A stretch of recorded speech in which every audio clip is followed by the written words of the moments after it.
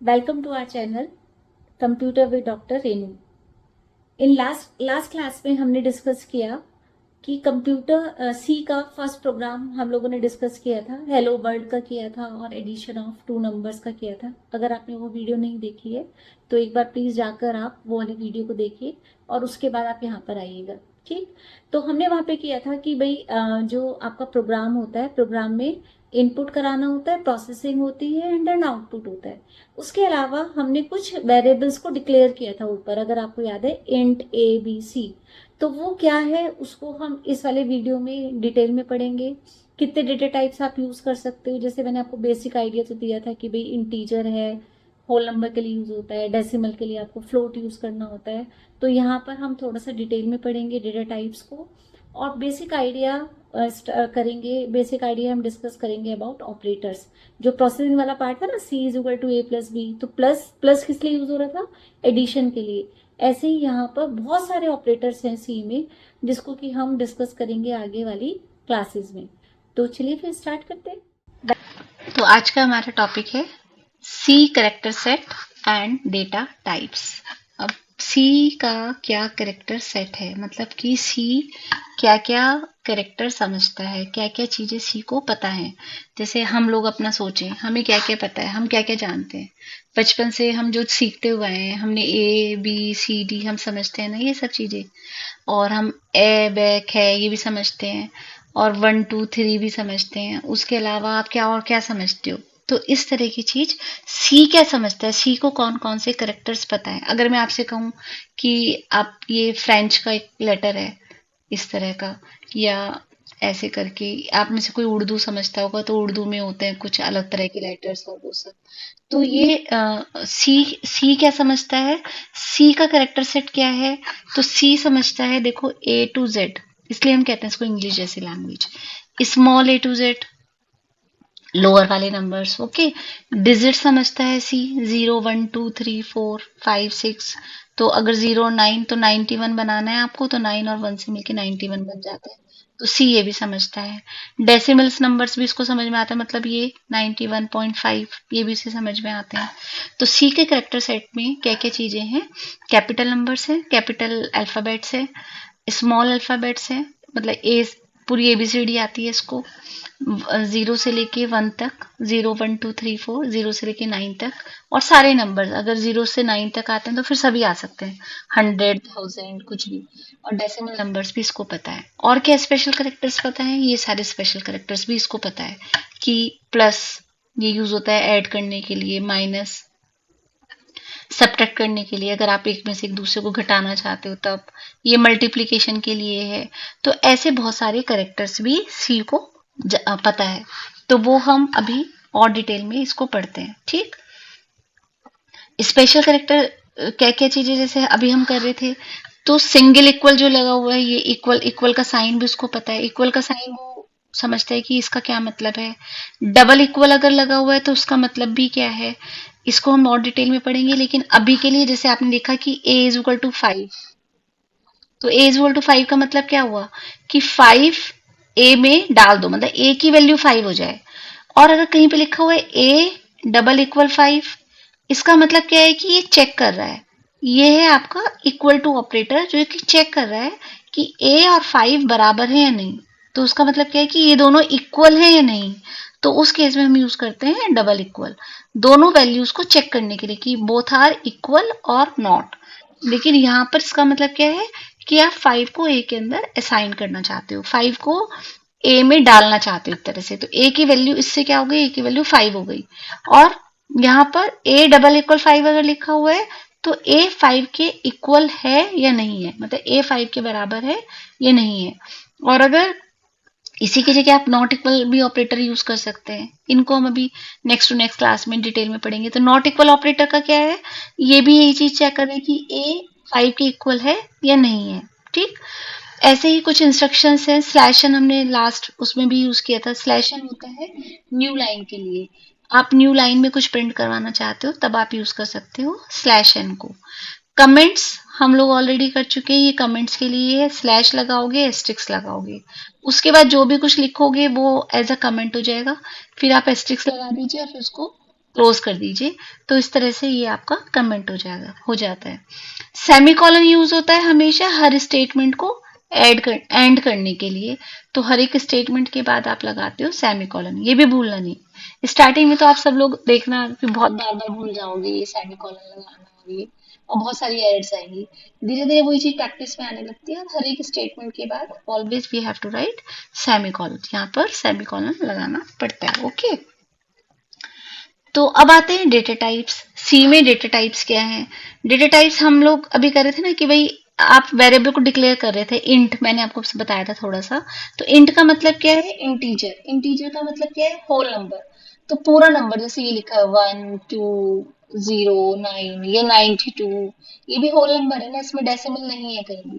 तो उस केस में हम वेरिएबल को डिक्लेयर करते हैं int. Int type, INT। Int की फुल फॉर्म है इंटीजर। तो आप लिखोगे वहां पे इंटीजर नहीं लिखना है, वहां पे लिखना है इंट, वो उसी से समझ जाएगा कि इंटीजर है। लेकिन अगर आपको यूज करवाना है 92.7 ऐसे यूज करना है, मतलब कि डेसिमल में चाहिए आपको नंबर, तब आप उसको कैसे डिक्लेयर करोगे? ऐसे फ्लोट, उसको डिक्लेयर करेंगे फ्लोट में। इसका मतलब है कि वो आपका डेसिमल नंबर है, जैसे 1.2 7.59 ऐसे कुछ भी। तो ये आपका क्या हो जाएगा? डेसिमल नंबर के लिए आप यूज करते हैं हमेशा फ्लोट, फ्लोट नंबर यूज करेंगे। ठीक, फ्लोट में भी अगर बहुत बड़ा नंबर है, जैसे एक तो ये वाला नंबर हो गया, तब तो आप फ्लोट डिक्लेयर कर दो। लेकिन सपोज फ्लोट नंबर आपका ऐसा है 592763921.29165। जब सैटेलाइट वगैरह का काम होता है तो इससे बहुत बड़े बड़े नंबर यूज होते हैं। तो उस केस में हम यूज करते हैं डबल। डबल का मतलब क्या है? लॉन्ग डेसिमल, लार्ज डेसिमल, बहुत बड़ा नंबर डेसिमल का, तब आप यूज करोगे डबल। डबल आप उसको डिक्लेयर करोगे। कैसे डिक्लेयर करोगे? जैसे आप इन टेक्स कर रहे थे, तो वो क्या बता रहा था कि एक्स जो है वो आपका फुल नंबर है, होल नंबर है, जैसे 10 हो गया, 50 हो गया, ऐसे कुछ भी। लेकिन अगर आपको एक्स को दिखाने की बहुत बड़ा डेसिमल नंबर हो सकता है, तो आप लिखोगे इसको डबल एक्स। हम लोग कम यूज करते हैं, हम लोग कम यूज करेंगे, लेकिन आप में से कोई साइंटिस्ट बन गया, कोई आगे जाएगा, तो तब आपको इस चीज को यूज करना पड़ेगा, जब बहुत बड़ी बड़ी कैलकुलेशन यूज करनी होती है। और छोटे नंबर का डेसिमल नंबर है, तब हम यूज करते हैं फ्लोट। तो आप उसको डिक्लेयर कर सकते हो फ्लोट एक्स ऐसे। ठीक, और डेटा टाइप्स क्या है? डेटा टाइप्स है एक और कैरेक्टर। कैरेक्टर CHAR से डिक्लेयर करते हैं, इसका मतलब है सिंगल कैरेक्टर। तो जैसे मैंने लिखा कैपिटल ए, या कुछ भी हो सकता है, A to Z, small A to Z भी हो सकता है, कैपिटल A to Z भी हो सकता है। तो सिंगल कैरेक्टर के लिए, एक कैरेक्टर के लिए आप डिक्लेयर करते हो कैर। तो कैसे कैसे करोगे? आप बस ऐसे लिखोगे इसी प्लेस पे कैर एक्स। तो उसका मतलब क्या हुआ? एक्स के अंदर आप केवल एक कैरेक्टर को स्टोर कर सकते हो। केवल अपने नाम का, सपोज आपका नाम मनीष है, तो केवल उसके अंदर क्या स्टोर होगा? M स्टोर होगा, और कुछ नहीं स्टोर होगा। एक ही कैरेक्टर आ सकता है और ज्यादा कुछ नहीं हो सकता। तो डेटा टाइप्स का मतलब क्या हुआ कि सी में किस किस तरह का डेटा आप यूज कर सकते हो, किस डेटा टाइप्स, सी में कौन कौन से डेटा टाइप्स हो सकते हैं। इंपॉर्टेंट क्वेश्चन है, आ सकता है 2 मार्क का, 3 मार्क का, कि सी में कैसे डेटा टाइप्स होते हैं। तो always you have to write int. Float याद रखिएगा, फ्लोट का भी डबल डबल है, इजी नाम दिया हुआ है। और एक कैर है, कैर फॉर कैरेक्टर, तो ये सिंगल कैरेक्टर के लिए यूज होता है। फिर इसमें एक इंपॉर्टेंट चीज और क्या होती है? साइज। ये कितनी बाइट लेता है, मतलब कि इसको स्टोर करवाने के लिए, जैसे आपने ये लिखा इंट एक्स, तो इसका मतलब क्या हुआ? आपने कंप्यूटर को क्या बताया कि एक्स जो है मेरा इंटीजर टाइप है। इंटीजर टाइप मतलब होल नंबर है, मतलब पूरा नंबर इसके अंदर स्टोर होगा। तो कंप्यूटर के अंदर जो मेमोरी है, उसमें कहीं जाके एक्स की वैल्यू स्टोर होगी। अब वो कितना बड़ा स्पेस लेगा, मतलब कितनी जगह में आएगा वो एक्स, ये वाली चीज इंपॉर्टेंट है। तो जब कभी भी आप कंप्यूटर को इतना बता रहे हो ना कि एक्स, इंट एक्स, तो इसका मतलब क्या हुआ कि कंप्यूटर उसके लिए कोई ना कोई जगह रिजर्व करेगा, और वो कितना बड़ा स्पेस होगा वो डिपेंड करेगा कि आपने इंटीजर डिक्लेयर किया है, कि फ्लोट डिक्लेयर किया है, कि डबल डिक्लेयर किया है, या करेक्टर डिक्लेयर किया है। तो आप इसी सीक्वेंस में याद कर लीजिएगा। करेक्टर लेता है 1 बाइट, इंटीजर लेता है 2 बाइट, इसका डबल। ठीक, फ्लोट लेता है 2 का भी डबल, मतलब 4 बाइट्स, इसका साइज 4 बाइट्स है। और डबल इसका भी डबल है, तो 8 बाइट्स। तो सबसे पहले कैरेक्टर 1 बाइट स्टोर करता है, 1 बाइट में स्टोर हो जाता है। इंटीजर लेता है हमेशा 2 बाइट्स, इंटीजर 2 बाइट्स में स्टोर होगा। फ्लोट 4 बाइट्स में स्टोर होगा और डबल आपका 8 बाइट्स में स्टोर होगा। ये आपका एमसीक्यू में भी आ सकता है क्वेश्चन कि सीधा सीधा कि डबल कितनी बाइट्स लेता है। ठीक है, इसको लर्न कर लीजिएगा बेटा।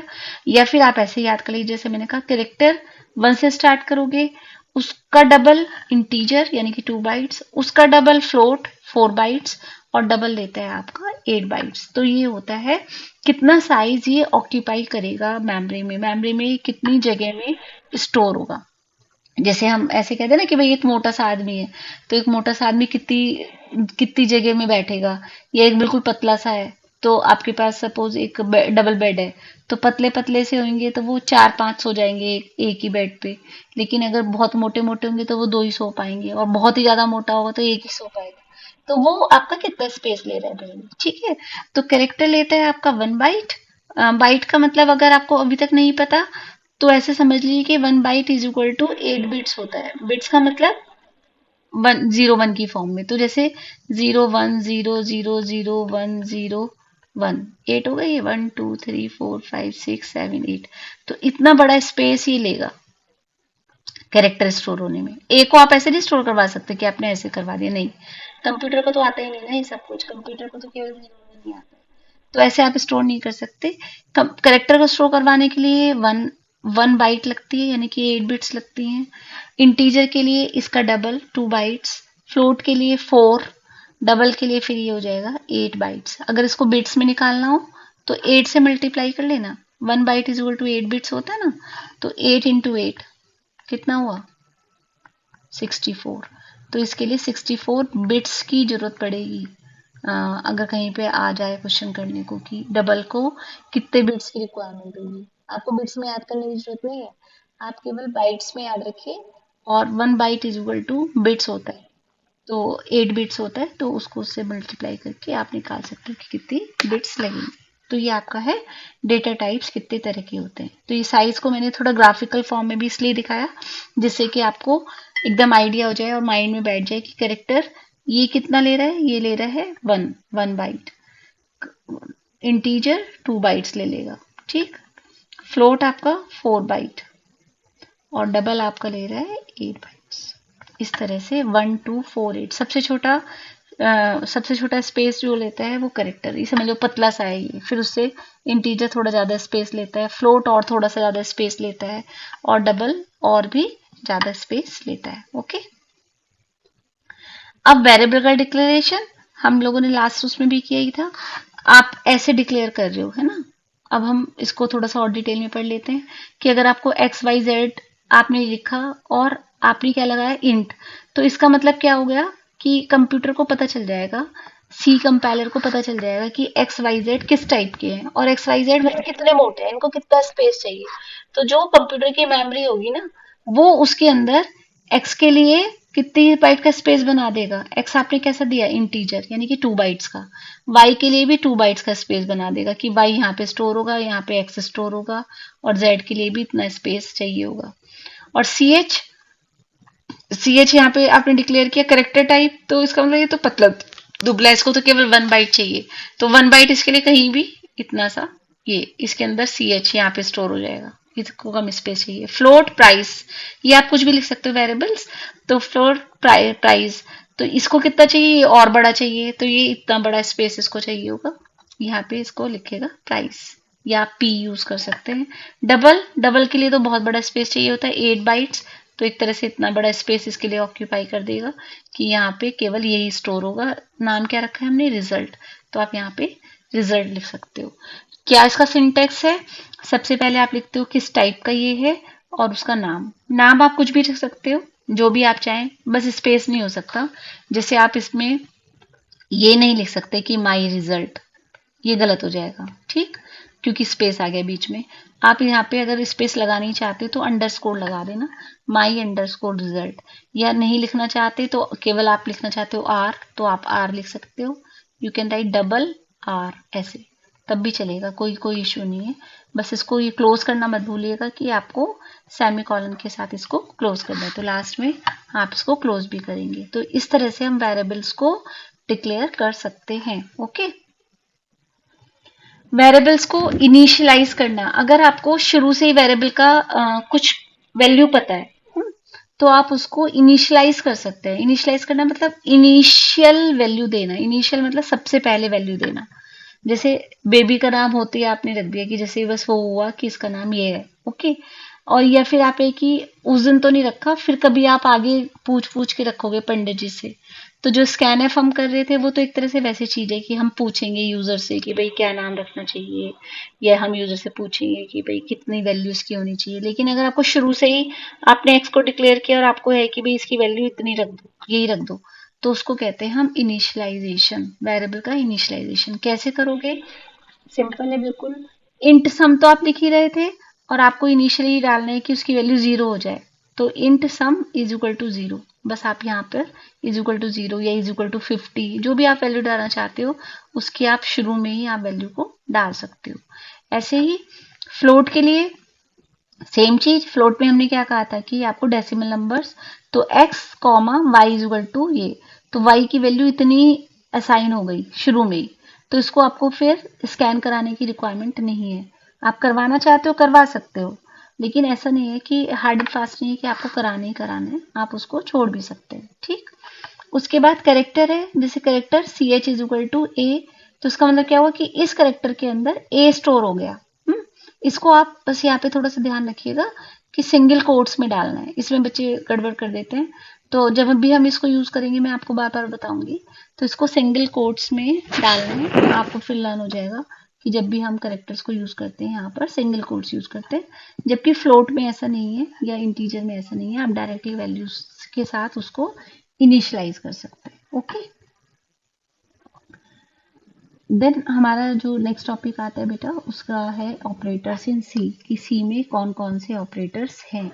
इसको हम आगे नेक्स्ट 2 क्लासेस में और डिटेल में पढ़ेंगे, लेकिन मैं आपको बस एक ब्रीफ आइडिया दे देती हूँ कि कैसे ऑपरेटर्स हैं, किन को हम ऑपरेटर कह रहे हैं। देखो, मैंने स्टार्टिंग में आपसे क्या कहा कि अगर आपको एडिशन ऑफ 2 नंबर्स करवाना है, तो आपने क्या सोचा क्वेश्चन में, एडिशन ऑफ 2 नंबर, यानी कि 2 नंबर्स आपको कंप्यूटर को बताने पड़ेंगे, उनको हम क्या कहते हैं, इनपुट कहते हैं, ठीक। उसके बाद एडिशन होना है, यानी कि वो प्रोसेसिंग पार्ट है, वो ऑपरेशन है कि क्या होना है, वो प्लस है या माइनस है या मल्टीप्लिकेशन है, फिर उसके बारे में सोचेंगे। और जो रिजल्ट आएगा उसको हम प्रिंट से प्रिंट करवा देंगे, ठीक है। तो अभी हम जो फोकस कर रहे हैं वो हम कर रहे हैं सेकंड वाले पार्ट पे, मतलब कि ऑपरेशन क्या होना है, क्या ऑपरेटर हम यूज करेंगे, ठीक। तो हमारे पास बहुत सारे तरह के ऑपरेटर्स हैं सी में। सबसे पहला है कि हम कुछ प्लस माइनस मल्टीप्लिकेशन करना चाहते हैं, तो अरिथमेटिक ऑपरेटर है उसके लिए। आप कुछ चेक करवाना चाहते हो कंडीशन को, तो उसके लिए हमारे पास कंडीशनल ऑपरेटर है। आप 2 कंडीशंस को चेक करना चाहते हो कि दोनों ट्रू हैं या दोनों फॉल्स हैं, तो उसके लिए हमारे पास लॉजिकल ऑपरेटर है।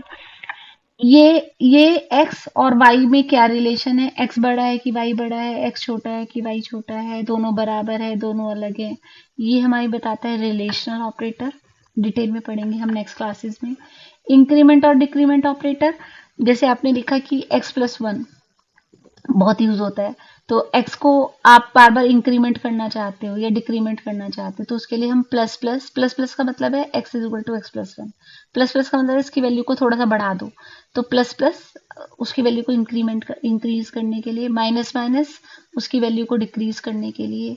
असाइनमेंट ऑपरेटर, मतलब कि आपने लिखा x इज इक्वल टू 5, तो इसमें इसका मतलब क्या हुआ कि 5 x के अंदर असाइन हो गया, 5 वैल्यू x पे चली गई, इस तरह से, तो असाइनमेंट ऑपरेटर। इसको भी हम लोग आगे डिटेल में पढ़ेंगे सारे ऑपरेटर्स को नेक्स्ट क्लास में। I will cover arithmetic operator, और फिर उसके बाद ग्रेजुअली हम इन सबको थोड़ा सा डिटेल में पढ़ते हैं, ठीक। डायरेक्ट क्वेश्चन आ सकता है कि भाई अरिथमेटिक ऑपरेटर्स के बारे में बताइए, तो आपको ये सारे ऑपरेटर्स के बारे में बताना होगा, ओके। स्टूडेंट्स, आज के वीडियो में हमने एक इम्पॉर्टेंट कंसेप्ट को समझा। आप इस टॉपिक को फिर से रिवाइज करिए, और अगर आपको वीडियो हेल्पफुल लगी है तो आप इसको लाइक करिएगा, सब्सक्राइब करिएगा। अगर आपको कोई भी डाउट है इस पेपर को लेकर या इस टॉपिक को लेकर, तो आप कमेंट बॉक्स में लिख सकते हैं। मैं कोशिश करूंगी जल्दी से जल्दी रिप्लाई करने के लिए। तो चलिए फिर नेक्स्ट क्लास में मिलते हैं एक नए टॉपिक के साथ। Thank you. Happy learning.